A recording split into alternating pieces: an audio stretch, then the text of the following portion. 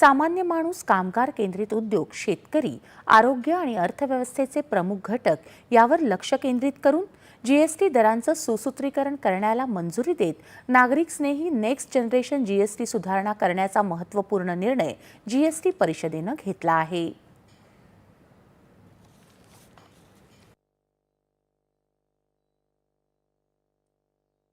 परिषदेची 56वी बैठक काल नवी दिल्ली इथं पार पडली. या बैठकीत हे ऐतिहासिक निर्णय घेण्यात आले. या महिन्याच्या 22 तारखेपासून ही करकपात लागू होईल असं सीतारामन म्हणाल्या. सध्याच्या 4 स्तरीय कर दर रचनेचे नागरिक स्नेही सोपा कर या घटकाअंतर्गत सुसूत्रीकरण करण्यात आलं आहे. यानुसार आता 12 आणि 28% स्लॅब रद्द करण्यात आले आहेत, तर 18 आणि 5% मेरिट दरासह द्विस्तरीय रचना असेल. काही निवडक वस्तू आणि सेवांसाठी 40% विशेष डी-मेरिट दर लागू करण्यात येईल. सामान्य माणसासाठी विमा परवडणारा बनवण्यासाठी आणि देशात विमा संरक्षण वाढवण्यासाठी सर्व वैयक्तिक विमा आणि आरोग्य विमा पॉलिसी आणि त्यांचे री-इन्शुरन्स यावरील जीएसटीमधून सूट देण्यात आली आहे, असं सीतारामन यांनी सांगितलं.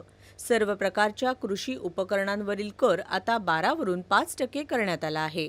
ट्रॅक्टर, माती तयार करण्यासाठी किंवा लागवडीसाठी कृषी, फलोत्पादन किंवा वनीकरण यंत्रसामग्री, कापणी किंवा मळणीची यंत्रसामग्री, गवत किंवा गवत कापणी करणारे, खत तयार करणारे यंत्र इत्यादींचा त्यात समावेश आहे. केश तेल, साबण, शॅम्पू, टूथब्रश, टूथपेस्ट, सायकल तसंच स्वयंपाकघरातल्या वस्तूंसह अन्य काही घरगुती वस्तूंवरचा कर कमी झाला आहे. या वस्तूंवर आधी आकारला जाणारा जीएसटी 18% किंवा 12%वरून 5%पर्यंत कमी करण्यात आला आहे, असं सीतारामन म्हणाल्या. अतिउच्च तापमानातील दूध, पॅकबंद आणि लेबल केलेलं पनीर यांसारख्या काही वस्तूंवरचा जीएसटी 5%वरून 0 करण्यात आला आहे. चपाती किंवा रोटी, पराठा इत्यादी सर्व प्रकारचे भारतीय ब्रेड आता करमुक्त असतील. पॅकबंद नमकीन, भुजिया, sauce, pasta, instant noodles, chocolate, coffee, संरक्षित मांस, कॉर्नफ्लेक्स, बटर, तूप इत्यादी खाद्यपदार्थांवरचा कर 5%पर्यंत कमी झाला आहे. Ultra high temperature milk, the UHT milk, chena or paneer, all the Indian breads will see nil rate. So roti kisi ke upar bhi, chapati or roti or paratha or whatever it is, they all come to nil. Reduction of GST from 12% or from 18% to 5%. इसमें food items बहुत सारे हैं. नमकीन से भुजिया है, sauces है, pasta है, instant noodles है, chocolates, coffee, preserved meat, cornflakes, butter, घी, ये सब 5% में आ रही है. वातानुकूलन यंत्र, 32 इंचांपर्यंतचे दूरचित्रवाणी संच, डिशवॉशिंग मशीन, लहान गाडी, 350 सीसी किंवा त्यापेक्षा कमी क्षमतेच्या मोटारसायकल यांसारख्या वस्तूंवरील जीएसटी 28%वरून 18%पर्यंत कमी करण्यात आला आहे. बस, ट्रक, रुग्णवाहिका इत्यादींवरच्या जीएसटीत 18%पर्यंत घट करण्यात आली आहे. कोणताही एचएस कोड असलेल्या मोटारगाड्यांच्या सर्व घटकांसाठी 18% इतका एकसमान दर असेल. 3 चाकी वाहनांसाठी 28%वरून 18%पर्यंत कपात करण्यात आली आहे. हस्तकला, मार्बल आणि ट्रॅव्हर्टाईन ब्लॉक्स, ग्रॅनाइट ब्लॉक्स आणि चामड्याच्या वस्तू यांसारख्या श्रमकेंद्रित वस्तूंवरचा जीएसटी 12%वरून 5%पर्यंत कमी करण्यात आला आहे. सिमेंटवरील जीएसटीमध्ये 28%वरून 18%पर्यंत कपात करण्यात आली आहे.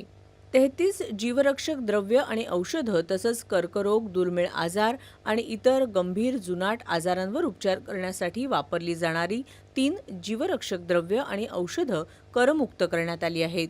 वैद्यकीय, शस्त्रक्रिया, दंत किंवा पशुवैद्यकीय वापरासाठी किंवा भौतिक किंवा रासायनिक विश्लेषणासाठी वापरली जाणारी विविध वैद्यकीय साधनं आणि उपकरणांच्या जीएसटीमध्ये 18%वरून 5%पर्यंत कपात करण्यात आली आहे.